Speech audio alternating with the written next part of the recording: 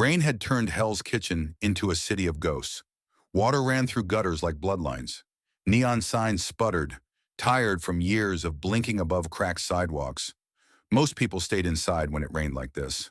But not him.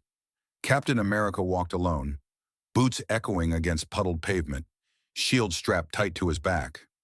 He wasn't on patrol tonight, at least not officially. Something had pulled him here. A whisper in the dark, a feeling he couldn't shake. A scream cut through the night. Short, young. He broke into a run. One block down, a small corner store's front window was shattered. Steve didn't wait. He stepped through the broken frame, glass crunching beneath his boots. Inside, shelves were overturned, snacks scattered like fallen leaves. Behind the counter, a man lay unconscious, blood seeping from a gash on his forehead. And in the far corner, a girl, maybe 7, curled up, crying. Steve approached slowly. "It's all right. You're safe now." She looked up with wide, tearful eyes. "They took my brother." Steve crouched, his voice calm. "Who?"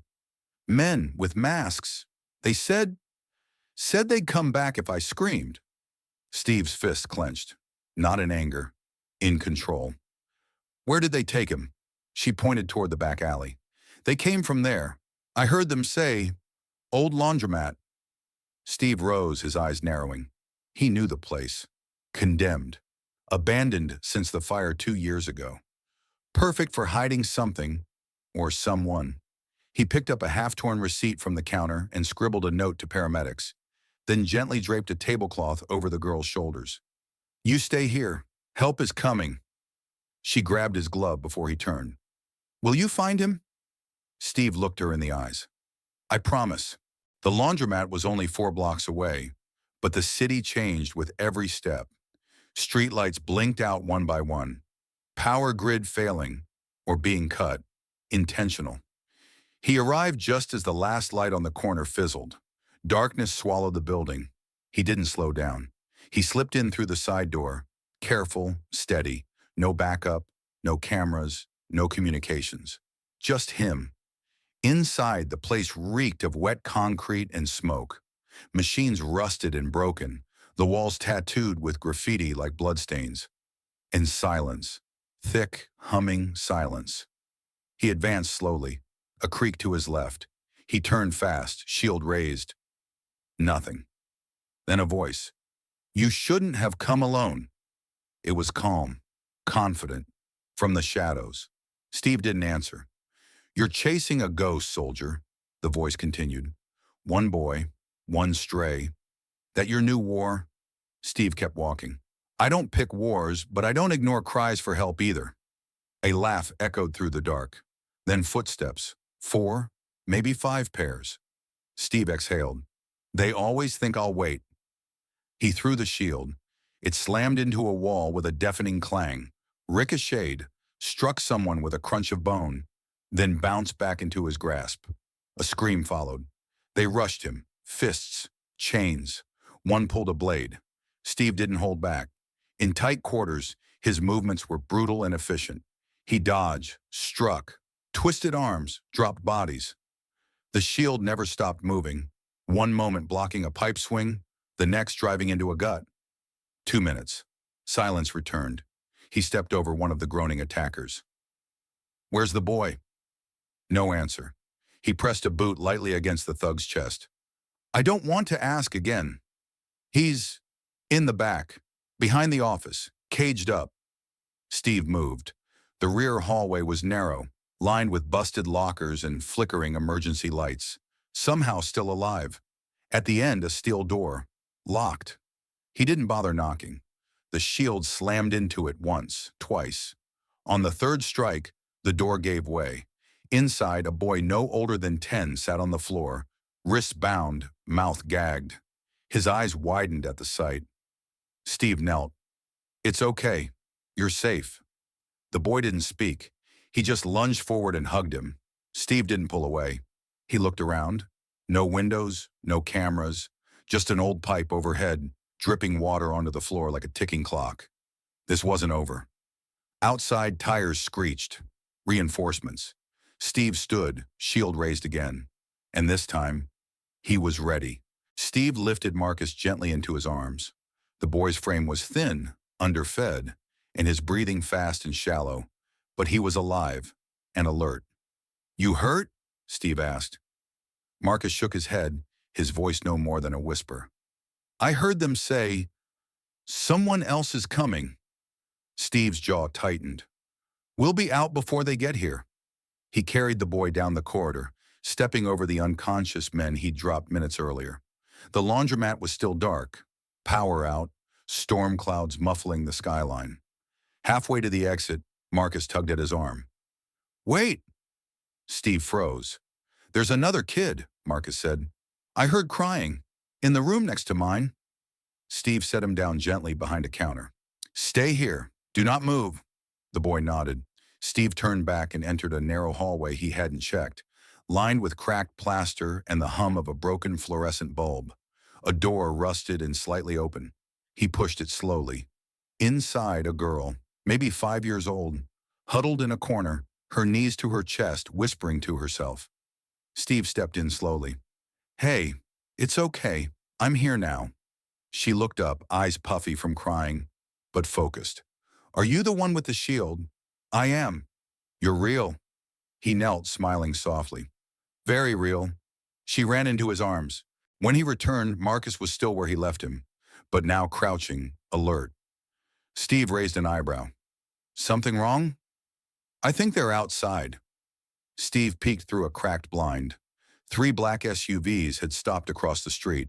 Men in black coats began fanning out into the alleyways. Calm, practiced, quiet. Steve muttered under his breath. "Mercenaries, not street thugs." He had no time to guess who sent them, but they weren't here to negotiate. He grabbed his communicator, but static was all he got. Still dead. He turned to Marcus. "You remember the store where I found your sister?" Marcus nodded. "I want you to go there. You'll find help. You don't run. You walk. Blend into the shadows." "What about her?" he asked, nodding to the girl in Steve's arms. "I'll bring her." The boy hesitated. Steve knelt down, his voice low but clear. "I trust you to make it." Marcus held his eyes, then gave the tiniest nod and slipped out through the side exit like a whisper in the dark. Steve stood, the girl in one arm, shield gripped in the other. He wasn't running. Not tonight. Outside, rain began again. Cold, sharp, blinding. He moved quickly along the side wall, keeping low, pressing against the soaked bricks. He reached a fire escape and started climbing. The girl clung to his neck, her face buried in his collar. Above them, the roof offered a small view of the street, and the hunters now moving inward. 10, maybe more. One of them looked up. "There, on the roof!" Bullets cracked. Steve spun, shielding the girl with his body, the vibranium plate catching the rounds with sharp metallic rings. He ducked behind the rooftop ventilation unit and held the girl tight. "You okay?" he asked. She nodded, wide-eyed. "Are you?" He smiled. "Haven't had breakfast yet, but yeah." They came up the stairs fast, tactical, coordinated. But Steve was already moving. He shifted the girl into a laundry bin wedged behind a vent shaft. "Stay here, cover your ears." She grabbed his hand. "Are you coming back?" His voice dropped to a whisper. "Before you know it." She nodded. And then he stepped into the open. The first mercenary barely had time to raise his weapon before the shield hit him square in the chest, sending him crashing backward into the stair rail. The second fired, but Steve rolled, bounced the shield once, then used it to knock the man's legs out from under him. He moved like lightning in a thunderstorm, precise, focused. One against many, but never alone. Because somewhere below, 2 kids now believed he could win, and so he would. One of the mercs pulled a baton, charged from the side. Steve caught him mid-swing, turned, used his own momentum to throw him into a rooftop vent with a clang that echoed into the storm. 3 left. They formed a line, moved slowly. Steve stood upright. "You think I'm tired?" he asked. They didn't answer. He didn't wait. When the rooftop went quiet again, Steve retrieved the girl, who hadn't moved an inch. She looked at him and whispered, "Did you stop them?" He nodded, breathing heavy. "For now." They moved back through the building, avoiding windows. Steve knew the blackout wouldn't last forever. And once the lights came back, so would the media, the noise, the eyes. But right now it was just him. One man, one shield. Two lives worth saving. And a city that still didn't sleep. Steve moved through the stairwell like a shadow, child in one arm, shield in the other. His ribs ached. His shoulder burned. Blood mixed with rain down his forearm. But he kept going. Below, shouting echoed, voices calling out to regroup, to find the target. These weren't desperate criminals. They were trained, professional. Someone wanted this boy and the girl silenced. He reached the second floor, paused to listen. A door creaked open downstairs. Footsteps, heavy and sure. At least 4 men moving up. He looked at the girl in his arms. She had fallen asleep, clutching his collar, trusting him completely. He exhaled, then turned into a side corridor and gently laid her in a storage closet. He knelt beside her. "You stay quiet, okay?" She blinked. "Will you come back?" He brushed a hand over her soaked hair. "I always do." He shut the door and turned. It was time. They came fast. One swung a baton, another raised a taser. Steve deflected both, moving with the grace of experience and the rage of someone who had seen too much of the city's rot. The shield cracked a jaw, then blocked a boot, then spun across the hallway and pinned a man to the wall by his vest. They weren't trying to kill him. They wanted the kids. That made it worse. He grabbed one by the collar, slammed him against the stair rail. "Who sent you?" The man spat blood. "You don't scare me." Steve's voice dropped to a growl. "You should be scared for them. Boss just wants loose ends tied." Steve's fingers tightened. Then he let go. He wasn't that man. Not even tonight. Downstairs, a figure stepped into the broken laundromat. Tall, bald, dressed in a pristine black raincoat, hands gloved, calm. He walked past the unconscious bodies of his men without blinking. His name was Bishop. Not a nickname. A statement. Steve heard the boots before he saw the man. He stood at the top of the stairs, shield back in place, waiting. Bishop looked up. "Captain." "Turn around," Steve said. "You've made this very complicated. There are kids in this building. There are liabilities in this building." Steve stepped forward. "You know what the difference is?" "I don't care." Bishop pulled a collapsible baton from his coat and extended it with a flick. Steve's shield lifted. The fight was clean, brutal. Bishop was faster than he looked. Military trained, maybe former special ops. His strikes were meant to cripple, to break balance, not to kill outright. Steve blocked most, but a few landed, one to his ribs, one to his thigh. He grunted but didn't fall. "You're tired," Bishop sneered. "You're playing protector to children who'll never remember your name." Steve drove the shield into his chest. "They won't have to. I'm not doing it for that." Bishop staggered but recovered. "Then why?" Steve stood tall. "Because we don't leave people behind. Not when it matters." Bishop swung again. This time Steve caught the baton barehanded. Their eyes locked. For a second, Steve almost didn't care about the line. Almost. He let go. Bishop sneered. "Weak." Steve struck with his full body, shield crashing into Bishop's shoulder and sending him sprawling against a washer. Metal dented. The man slumped. Alive, but not walking out. The hallway was quiet again. Steve returned to the closet, opened it. The girl looked up sleepily. "You're back." He smiled, bruised but unbroken. "Told you." He picked her up again and stepped into the morning light, filtering through broken blinds. Outside, the rain had stopped. Marcus waited near the store across the street, wrapped in a blanket, police beside him. A medic knelt by his sister the moment Steve stepped into the open.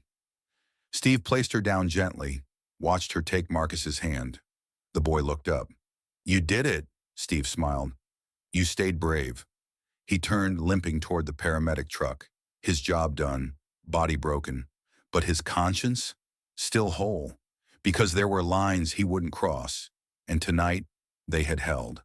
The rain had faded into a damp memory. The streets shimmered under pale morning light, and the first subway rumbles echoed far below. But for Steve Rogers, time moved slower. He sat on the back bumper of an ambulance, bruised and silent, his shield leaning beside him like a tired friend.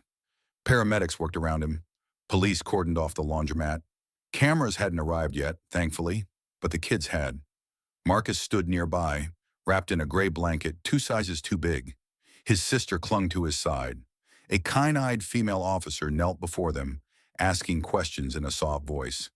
They answered slowly, trust still growing back one breath at a time. Steve watched them. You saved them, a voice said. He looked up.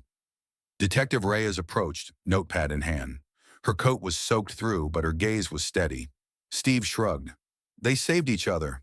I just showed up. You took down an armed crew. Alone. Again. He didn't answer. You gonna write a report? She asked. No. Want to give a statement to the press? No. She smirked. Still not great at taking credit. Steve stood slowly, wincing as he rolled his shoulder. Credit doesn't hold buildings up. People do. He looked back at Marcus and the girl. They're what matter. Reyes nodded. You ever get tired of being that guy? Only when I feel like I'm the only one left.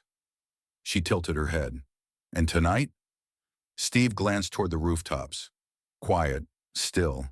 But somewhere someone had chosen not to look away. A clerk who didn't hide. A boy who didn't run. A girl who didn't scream. And maybe even a city that had started to remember. He turned back to Reyes. Tonight gave me hope. Later that morning, as the sun rose over Hell's Kitchen, Steve sat in a small diner 2 blocks away. His coffee had gone cold, untouched. A little bell jingled above the door. Marcus stepped in. He spotted Steve immediately and walked over, his blanket replaced by a too big hoodie. He held something out. Steve took it, a crumpled piece of paper. On it, a rough sketch. Captain America, holding a shield, standing in front of a small girl. Underneath, written in shaky block letters, I saw you. I won't forget. Steve's throat tightened. You keep that, Marcus said, so you don't forget either. Steve nodded slowly. Thank you. They shared a quiet smile. Then Marcus turned and left, joining his sister outside. The door closed with a soft ding. Steve looked down at the drawing again. A symbol, a reminder, not of power, but of purpose. News stories would run. Witnesses would speak. Some would call it another Captain America incident. Others would say it was luck. But Marcus would tell a different version, one about a night the lights went out and someone came, not because he had to, but because he chose to. And the city? It remembered, even if it didn't say it out loud, because when Hell's Kitchen held its breath, one man stood up, one shield stayed lifted, and one boy knew he wasn't invisible anymore.